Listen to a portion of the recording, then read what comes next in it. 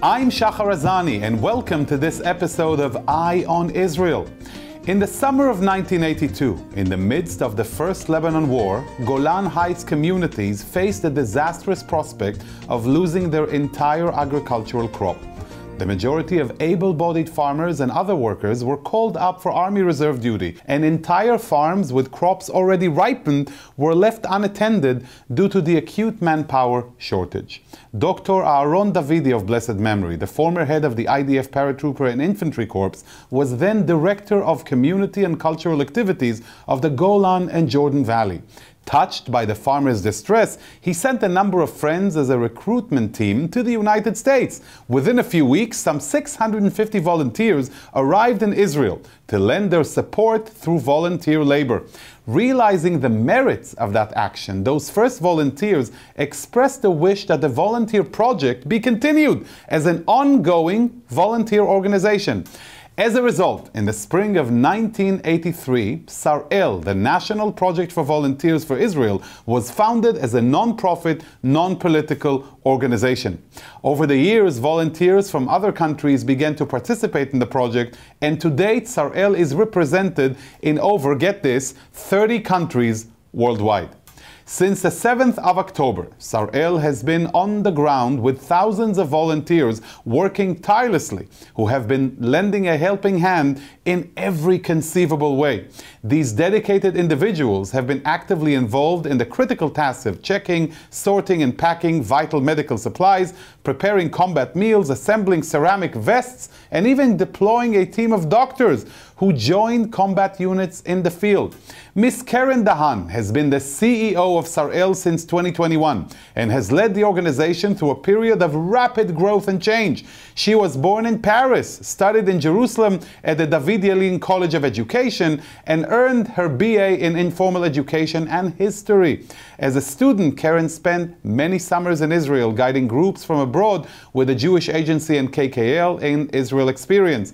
Beginning in 2005, she became a professional guide at the Yad Vashem Holocaust Memorial in Jerusalem, and in 2007, the International Department Coordinator for all educational activities for foreign students at Yad Vashem International School for Holocaust Studies. At the same time, she began working with March of the Living, guiding groups in Poland, which she still does to this very day.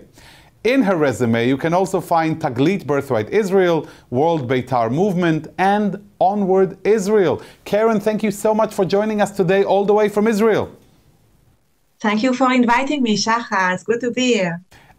First of all, a few words about your background and personal history, which seems steeped in this connection between Israel and the world. Share with us a little bit from that perspective. I came from a very, very Zionist family. Right. I lost my brother about 15 years ago, 20 years ago. So I always knew that I wanted to do something for the Jewish people. Right. And it's led me on my career to do, since then, I'm doing everything to have a meaningful role and do good things for the Jewish people. So, you know, we saw your journey, and it's been, you know, with various organizations that interact, you know, between Israel and the world. And you mentioned a Zionist family born in Paris. Tell us a little bit about your growing up and, you know, what instilled those values in you. And the reason I'm asking is because so many of our viewers are parents who would love to see their kids express the same kind of passion for Israel and for our people. What's the best formula? What's the best recipe to produce that, Keren? I think that it was just the anti-Semitism and the hate of Jews that we felt in Paris. We suffered a lot. France is not an easy country for the Jewish people. Right. And it's led us to want and to choose Israel as my homeland, my country, my people. I want to live here. I want my kids to be here. Because I know that even when it is difficult, we have nowhere place to go, no right place. Right, that has been the overarching issue, isn't it, when it comes to Israel? And when the question comes up about winning the war, there simply is no other option for Israel at the end of the day and for the Israeli people. Keren, we've mentioned SarEl a little bit. Our viewers have just heard, you know, the historical perspective. Share with us a little bit about the organization. Tell us exactly what is it that you do? So I started with SarEl on a big crisis. It was COVID. Right, My goal was to 2021. save SarEl because we didn't have the opportunity of bring people from overseas to Israel because of the pandemic. And since then, I felt in love with SarEl. I think that the beauty of SarEl is it's real as it gets. This is the most authentic experience that people that want to feel something in Israel can do. So how does that work? Describe the day-to-day. What does SarEl do? Do you actively recruit people to come to Israel in the US and around the world? Do you have representatives? How do people learn about the experience? So I will tell you, Shahar, it's a very funny. If you will tell me, we are bringing usually, about 5,000 to 6,000 people every year, as you said, from more than 30 countries. Since the war, we brought 40,000 people since October 7th. Since October 7th, right? And we are only 5 people working in the office. The secret is that we have volunteers from all over the world: Brazil, Argentina, Czech Republic, Romania, US, of course, that are just like us, passionate about Israel, about SarEl, want to do something good. And they are the ambassadors. They go to the community, to the JCC, to the schools, to the synagogues, to wherever they can go. And they speak about the program, they recruit people, and send it to us. We have volunteers that are doing the interview. And the secret is that we have good people with us that love it. So you are a volunteer-based organization. Absolutely. and when it's it comes to volunteer. And literally, and when it comes to outreach and publicizing your presence, you reach those communities through these ambassadors. Do you do any publicity campaign? How do people learn about these opportunities? So in the last 3 years that I've been in SarEl, we did a little bit of change. SarEl was led always by IDF, retired ITF, old people, 60s, 70s, that just did more of the same. And I think that SarEl had a way to choose to grow or just to stop. And 3 years ago, we decided that we want to change. And that's why I think that my board chose me. It's because of the educational background. Right. And SarEl is one of the much more meaningful and important programs that the Jewish education can have. And every 3 months, we are going abroad with delegation of the IDF, we're speaking with schools, students, communities, synagogues, and we are speaking about the program, doing educational opportunity. We have a great Instagram, and this is very, very new. We are doing great publications there, a small movie, a lot of advertising. What's the account handle? Can you share with our viewers the account handle on Instagram if they want to follow the work you do? Oh, of course. It's SarEl Israel. So SarEl Israel, just one word? Very nice. Mm-hmm. And welcome to join. Welcome. And so when you reach out to recruit people, the goal, and you mentioned the IDF, is to assist with peripheral IDF work, right? That's the main goal.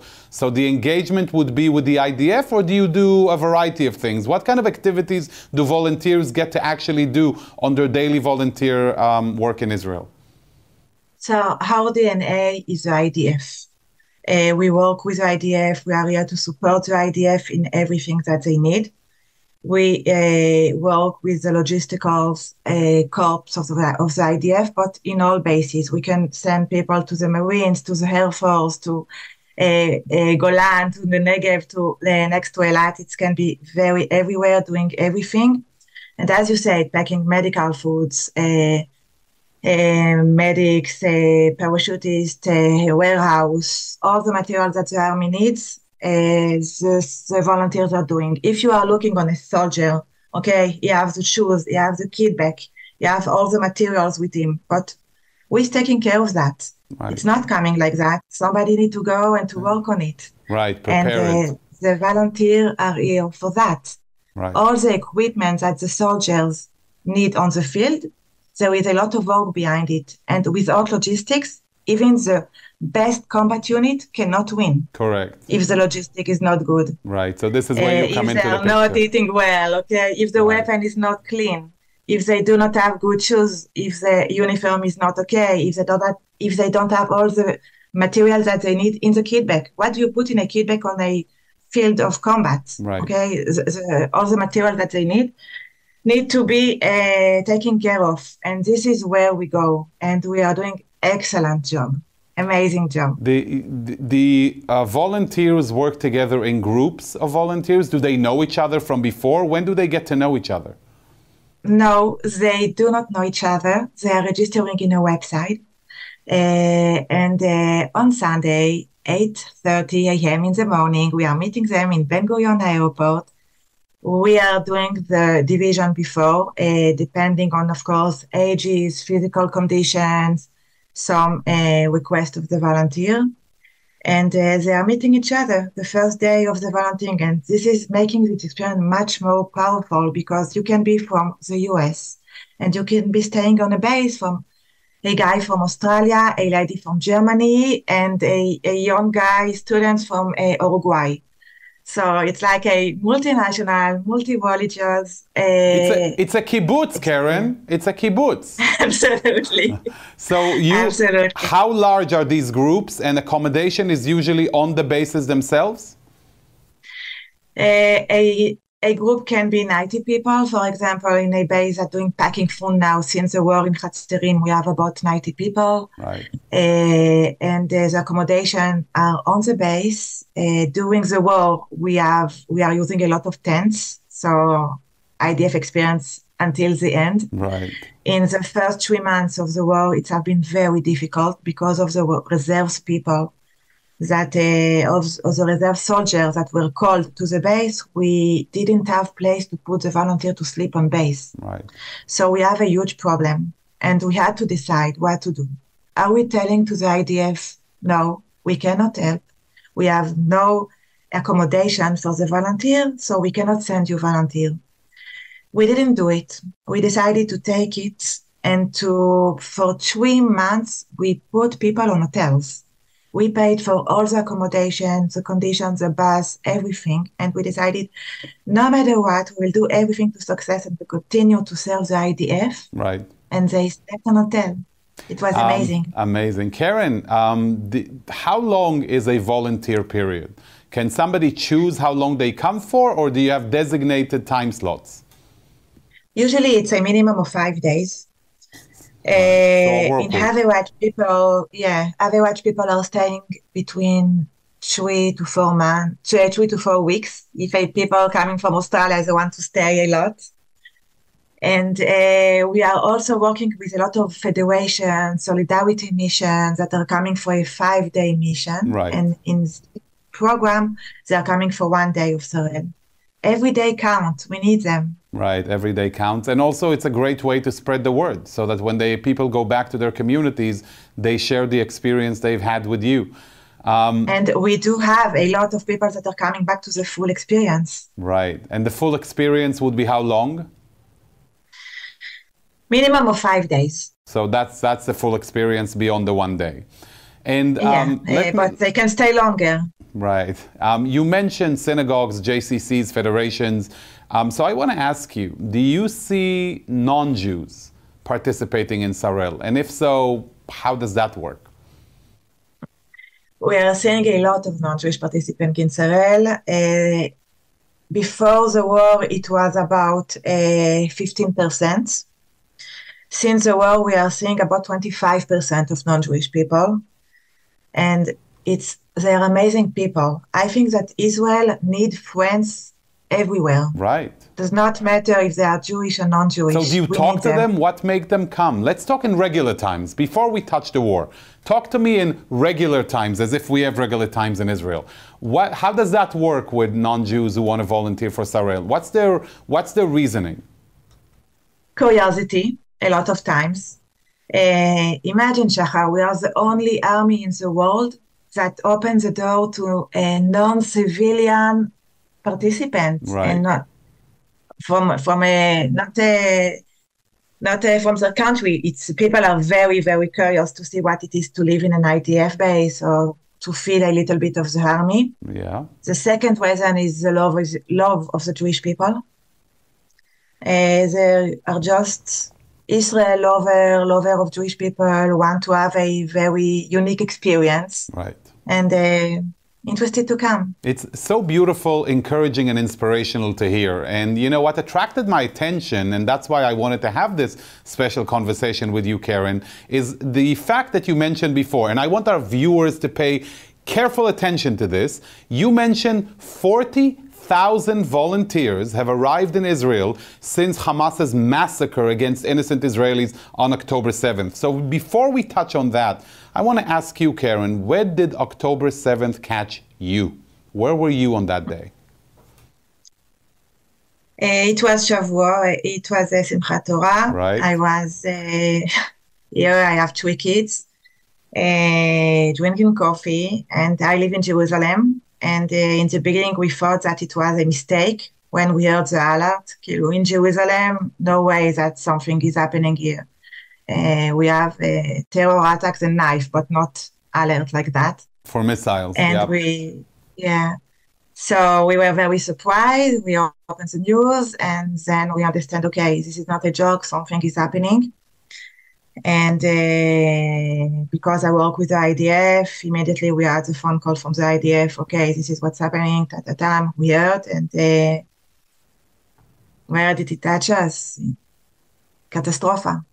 So I'm asking... 2 days after, my daughter was called to do reserves. She finished the army 1 year ago. Oh, wow. And she was called and she spent 3 months in the IDF. You know, she was released about 3 weeks ago. Well, thank God, and may she be safe, along with many IDF soldiers and officers who are fighting not just for Israel, but for the Jewish people across the world and for global freedoms against an enemy that is, you know, stands vehemently against the very principles upon which we live. So that's very clear. So, you know, personally, like so many Israelis, you're caught up in this storm. Where does this catch Sar-El when this happens? Describe what happens within the organization. We were overwhelmed by emails, registration. People wanted to come immediately. I'm coming on a plane now. I'm coming. Besides, and you are all 5 people were overwhelmed. I want our viewers to understand. No, we were 3 people before the war, Shahar. We are 5 now because of the war. You got upgraded. It's unbelievable. I always say Israel is a miracle, and whenever you go down to the details, you understand just how much. Absolutely. Okay. So we were overwhelmed. People just, you know, they attacked us. Mails, telephone. We didn't know what to do. We were personally shocked. So we didn't have the attention to give to the participants. Right. We didn't understand what it needs. And it was the next day, we decided, it was according with the IDF, absolutely, that we are not going to close the volunteering. We are going to take them. And it was also a security issue if we are allowed to put them on base. You know, of course, we are doing now a much more thorough background check about each participant to make sure. And we are operating in full-time operation, and people just came, and they were yelling on us that we are not answering quick enough to give them answer if they can come or not. So it was amazing to be surrounded by so many support and love of people that want to come and be part of that. Right. So we're talking about 40,000 people who've come since October 7th, and these are Jews and non-Jews, correct? Yes. And when they reached out to you, what were they saying? What kind of emotions did they express that made them want to come and do what they did? A lot of hunger, a lot of rage inside of them. It is, until today, interesting to speak with them. A lot of people are telling me,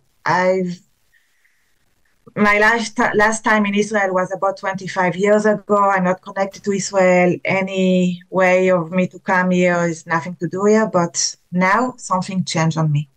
I feel much more connected. I feel that I need to be here. I feel the willing of people to do something physical and to be active and not just staying at home and seeing news. This is driving them crazy not to do anything. And I can understand that, because if I were not busy in my work, I think that I will be crazy. If we stop and thinking about what's happening here in Israel now, I don't know, we cannot live. You know, we need to be busy. And what were you hearing from those who've never been to Israel? Let's say the non-Jews who came for the first time to Israel, and their first encounter with Israel is volunteering with SarEl within the IDF. Not only non-Jewish, also Jewish, by the way, that never came to Israel, and this was a trigger. Very important point. Of doing that. Yep. Yeah. What I'm hearing from them, what are the experience? Yes, experience, impressions, what changed as a result of that interaction with Israel? They are surprisingly, first of all, they are surprised that they love it. It's not worse as they imagine, you know? Right. It is good to see it. And we've always said that that's the best experience, right? Being in Israel is the best selling point of Israel. Just come and live it. Right. And I think that's the most good example that I can give you. We had a dream in SarEl for a long time to open a American Friends Off. Right. And we didn't find the right person to lead it in the US. October 7 brought to us a very nice guy from Houston that was not connected to Israel. You know, he was not here. And he decided to take it and to take this initiative. And 1 month ago, we opened American Friends of SarEl. Oh, congratulations. So thank you. It's pushing people to do things that they never thought they will do before. Right. They are active. They want to go and to speak and to do things, and they are coming back. We did a group of parents of lone soldiers.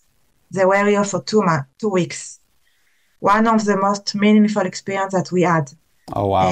So that they could sense what their kids, what their children are feeling. Exactly. And very smart. You see that people are motivated. It's not like in the past, you just doing a like in Instagram. You see that people want to be very, very active, and they are coming back. Right. In 5 months of war, I have people that already came 3 times. Incredible. It's incredible. You know, we're talking about this sense of mission. It gives people a chance to fight for justice, not just on social media or through op-eds in the papers, but with, as we call it, boots on the ground. Really roll up your sleeves and do something for the fight for justice and against evil. And I want to ask you, if anybody who is viewing this now would like to be part of this life-changing experience, how do they reach out to you? Maybe you can indicate what's your website, how do they reach out to you, what are anything you want to mention for potential applicants for this program, Keren? So we will be happy to have much more participants than we have today. I'm a little bit worried because I know that it's going to be a long year. 2024 is going to be very difficult. Right. And 2025 even much more difficult. The work in SarEl is not only during the war. The majority of the work will be after the war. When the reserve soldiers and everybody will go back home, somebody will have to take all the materials and put it back in the warehouse. So a lot of work is going to be after the war. So I want to encourage people to register and to come and to be involved.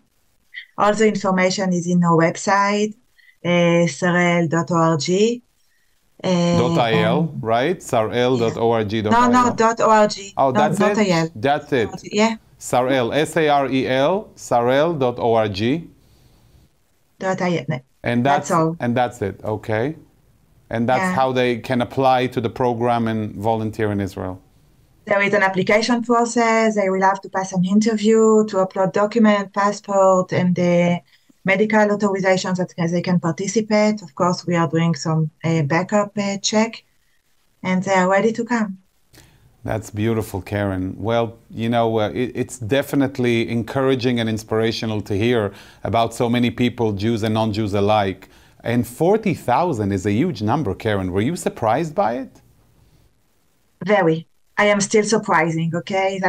Today I'm stopping the registration every week because I do not have the funds to let them come. I cannot deal with so many people. This is another thing that we want also to be encourage people to be involved and to reach us and contribute not only by coming, but by helping others if they cannot come. We have also a lot of students, young adults, the age of 20 to 30 years old. This was the most surprising audience that came. We didn't expect to see them.